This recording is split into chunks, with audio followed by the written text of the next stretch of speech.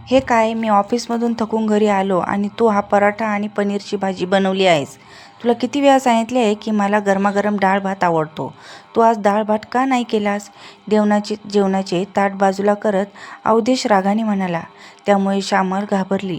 लग्नाच्या इतक्या वर्षात किती वेळा तिच्या नवऱ्याने श्यामलने बनवलेल्या जेवणाचा अपमान केला होता, पण तरीही प्रत्येक वेळी श्यामल अवधेशला घाबरत होती आणि तिचे हात पाय सुन्न व्हायचे. श्यामल दचकत म्हणाली, आज संध्याकाळी ताई घरी येणार होत्या म्हणून मी पराठा आणि पनीरची भाजी बनवली होती. ताईंनी मला बनवायला सांगितले होते म्हणून मी बनवली. मी तुमच्यासाठी डाळ भात बनवणार होती, पण तेवढ्यात तुम्ही ऑफिसमधून आलात आणि जेवायला दे बोलू लागलात.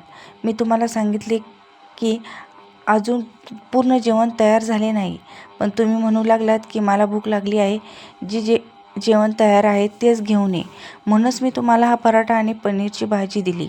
मी तुमच्यासाठी डाळ भात बनवायलाच चालली होती. अवधेशराव रागाने म्हणाले. पण कसा काढायचा हे तुझ्याकडून शिकवले पाहिजे. तू अशिक्षित मूर्ख आहेस. तू तुझ्या नवऱ्याच्या गरजांची आधी काळजी घेतली पाहिजे. पहिले म्हणजे तू कुठेही नेण्याच्या लायकीची नाहीस. तुझ्यामुळे मला सर्वत्र लाज वाटते. तुला ना इंग्लिश कसे बोलावे हे कळते, ना घरातील कामे कशी करायची हे माहीत आहे. तू कोणतेही काम नीट करू शकत नाही. प्रत्येक गोष्टीत बहाणे करणे तुझे सर्वात महत्त्वाचे काम असते. तू सगळा मूड खराब केला आहेस. मी कुठेतरी हॉटेलला जेवायला जातो, असं म्हणत अवधेश रागाने पाय आपटत घराबाहेर पडला. पडद्यामागे उभे असलेले अतुल आणि मेघा हे सगळं दृश्य पाहत होते.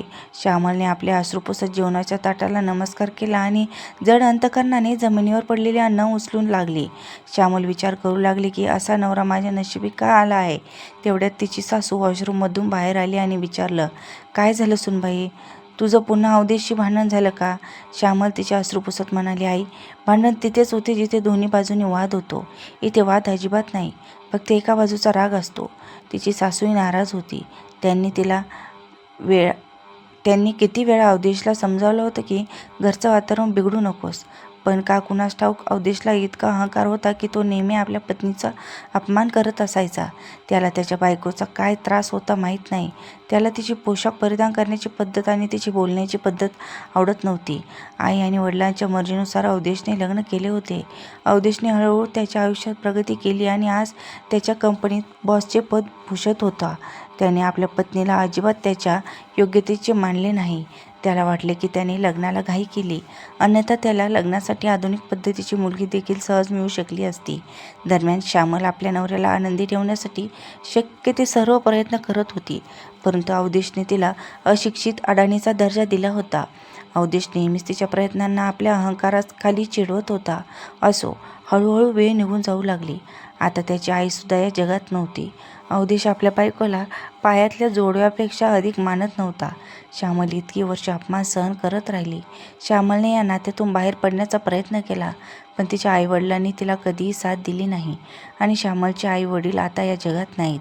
त्यामुळे श्यामलला गुदमरून जीवन जगावे लागले. मुलांच्या भवितव्यावर अन्याय होऊ नये म्हणून ती फक्त तिच्या मुलांसाठी प्रत्येक दुःख सहन करत त्या घरात राहत होती.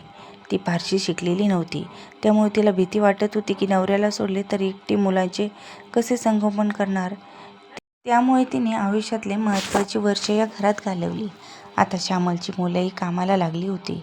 एक दिवस संध्याकाळी अवधेश घरी आला तेव्हा तो रागाने म्हणाला, तू माझे कपडे बाहेरच ठेवले आहेत. ते अजून ओलेच आहेत. मला ते कपडे उद्या सकाळी घालून ऑफिसला जायचे आहे. तू एवढी अशिक्षित आणि असंस्कृत आहे की तुला एकही काम नीट करता येत नाही. असं म्हणत त्याने आज बायकोवर हात उचलला. श्यामलला वेदना होत होत्या की आज ती वयाच्या या टप्प्यावर उभी आहे जिथे काही दिवसात ती स्वतः सासू बनेल आणि इथे तिचा नवरा तिच्यावर अत्याचार करायला मागेपुढे बघत नाही. तेवढ्यात त्याचा मुलगा अतुल आला आणि वडिलांसमोर उभा राहिला आणि म्हणाला, बाबा, कृपया मारू नका. आमच्या असंस्कृत आईला घटस्फोट द्या. तिला ना व्यवस्थित पोशाख कसे परिधान करायचे ते माहीत आहे, ना तिला इंग्रजी बोलता येतं. ती फक्त जेवण बनवते. स्वयंपाकही तिचं काम करू शकतो. स्वयंपाकाचा पगार परवडेल एवढी आमची कमाई आहे. मुलगी मेघासुद्धा म्हणाली, हो बापा, इतकी वर्ष तुम्ही त्यांना सहन करत आहात, तुम्ही त्यांना घटस्फोट का देत नाही?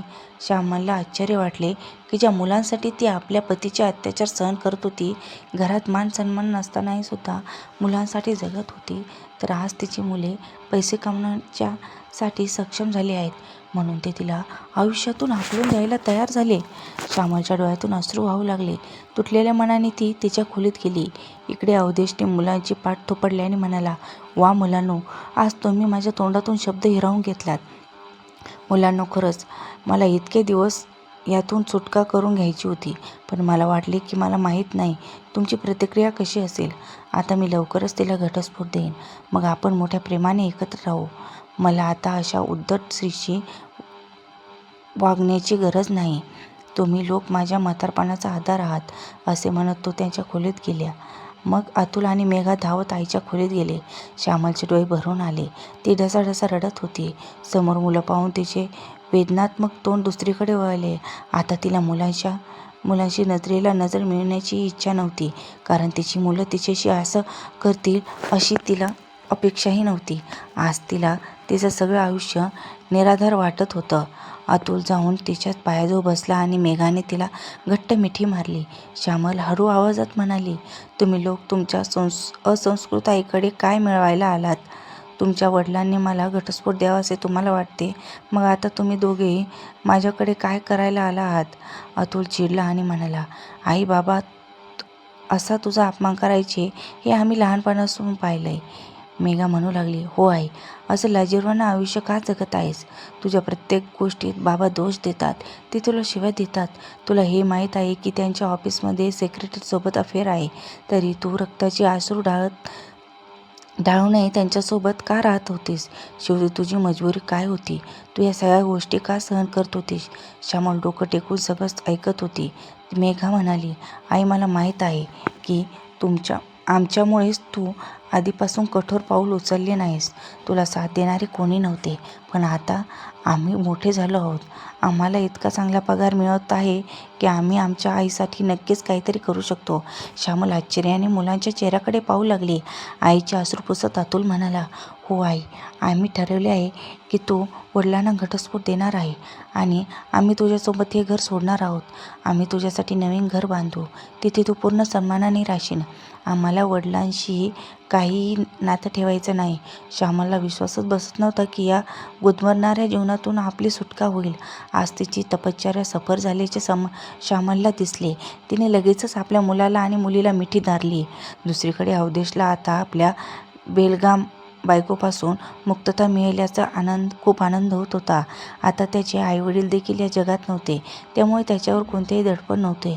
बायकोला घरातून हाकलून दिल्यावर तो आपल्या सुंदर सेक्रेटरीशी लग्न करेल आणि आरामात आयुष्य जगेल असं त्याला वाटत होतं.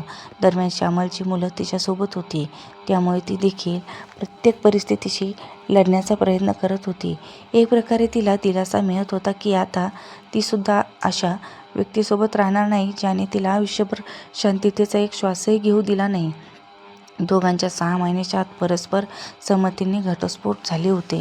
दरम्यान अतुलने एका चांगल्या परिसरात 2 BHK फ्लॅट घेतला होता. आईचा घटस्फोट होताच त्यांनी आईसोबत घर सोडले. अवधेशला सुरुवातीला धक्काच बसला की मुलं त्याला सोडून कशी जाऊ शकतात. त्याने मुलांना खूप समजावले, माझ्यात काय कमी आहे? तुम्ही दोघेही मला असे सोडून का जात आहात?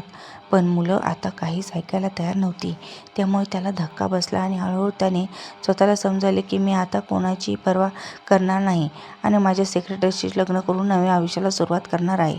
एके दिवशी तो ऑफिसमध्ये जात असताना त्याची सेक्रेटरी त्याच्या केबिनमध्ये आली आणि लग्नपत्रिका त्याच्या दिशेने देत म्हणाली, साहेब, माझे लग्न ठरले आहे. हे ऐकून तो चिडला आणि म्हणू लागला, अगं, तू वेडी झाली आहेस का? तू माझ्यावर प्रेम करत होतीस ना? माझा तुझ्यावर खूप विश्वास आहे. मी तुझ्यासाठी माझं संपूर्ण कुटुंब धिक्कारून टाकलं. तेव्हा ती सेक्रेटरी उपहासाने हसली आणि म्हणाली, सर, थोडं फिरणे आणि वेळ घालविणे ही वेगळी गोष्ट आहे, पण मी तुमच्यासारख्या म्हाताऱ्या माणसाची लग्न करणार नाही. अहो, माझे मित्र आणि नातेवाईक माझ्याबद्दल काय विचार करतील? तुमची बायकोसोबतची जोडी कुठेही बसते का? असे म्हणत ती त्याची चेष्टा करत केबिनमधून निघून गेली. हे ऐकताच त्याला खूप राग आला आणि त्याने स्वतःच्या कपाळावर हात मारला आणि विचार करू लागला की त्याला काय होतंय. आता पुन्हा नवीन नातं शोधण्याइतकी हिंमत त्याच्यात उरली नव्हती. आयुष्यातील एक सर्व अनमोल नाती त्याला एकटे सोडून निघून गेले होती. आता तो घरात एकटाच भटकायचा. त्याचं मन इतकं तुटलं होतं की बाहेरचं काम करावंसं वाटत नव्हतं. हळूहळू तो डिप्रेशनचा बळी ठरला. तो खोलीत एकटा पडून रडायचा. आता त्याला त्याच्या बायकोची आठवण येऊ लागली आणि त्याला त्याच्या चुका कळल्या. त्याची बायको त्याच्यावर किती प्रेम करायची. तिने त्याचा खूप काळजी घेतली आणि तो तिला नेहमी शिव्या द्यायचा आणि तिचा अपमान करायचा. कदाचित आज आयुष्य त्याच्याकडून या सगळ्या गोष्टीचा बदला घेत होता. शेवटी ते सहन झाल्याने त्याने त्याच्या मुलाचे म्हणजेच अतुलचे ऑफिस गाठले आणि त्याची माफी मागितली. तुम्ही लोक घरी परत या. मी तुमच्या आईचीही माफी मागतो. मी तुमच्याशिवाय राहू शकत नाही.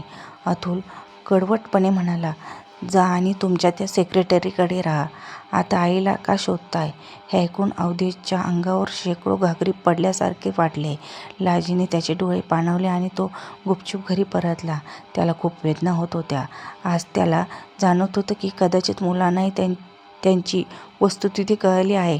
म्हणूनच ते सुद्धा माझ्यासोबत असे वागत आहे आणि म्हणूनच त्यांनी माझी साथ न देता आईला आधार देणे पसंत केले. तो एकटा पडून रडत होता. आज त्याचे अश्रू पुसायला कोणीच नव्हते. चुकांची जाणीव झाल्यावर तो एकटाच रडत राहिला.